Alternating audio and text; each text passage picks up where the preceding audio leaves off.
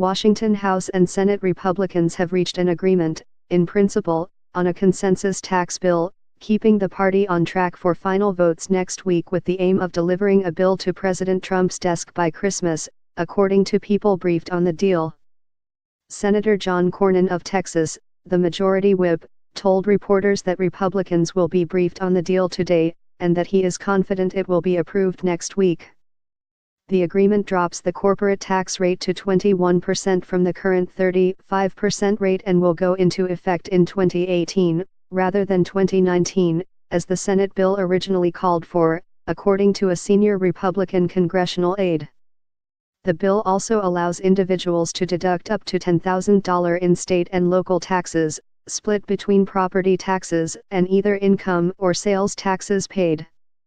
That move is intended to alleviate the concerns of House Republicans, particularly those from California, over the bill's treatment of the state and local tax deduction.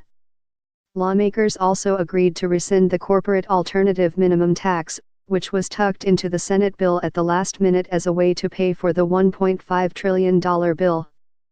The inclusion of the corporate AMT was criticized by many business groups, who said it would prohibit the ability of companies to use tax breaks such as the Research and Development Tax Credit.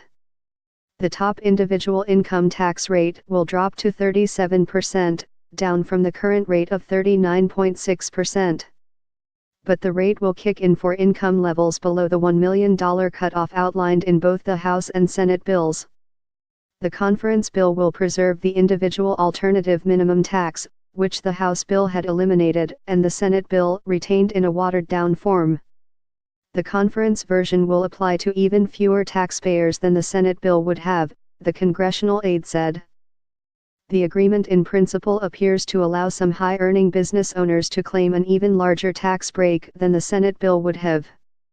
Negotiators agreed to keep the Senate's approach to provide a tax deduction for so-called pass-through companies, whose owners pay taxes on profits through the individual code. That deduction will likely be lower than the 23% deduction in the Senate-passed bill. But, the aide said, the conference bill will include a House provision that would allow some pass-through owners with few employees but large amounts of investment in their businesses to bypass a limit on how much income qualifies for the preferential deduction. The conference bill would also largely retain the Senate approach to taxing multinational companies. President Trump praised House and Senate negotiators in a lunch meeting at the White House. "We're very close to getting it done, we're very close to voting," Mr. Trump said of the tax bill. He added later, "This is the biggest thing that we've worked on." Mr. Trump also indicated he would accept a reduction in the corporate tax rate to 21% from 35%.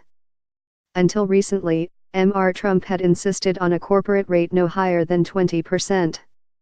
It is not clear if Republican senators will roundly endorse the deal, which would allow provisions that Senators Susan Collins of Maine and Marco Rubio of Florida had raised concerns about earlier this week.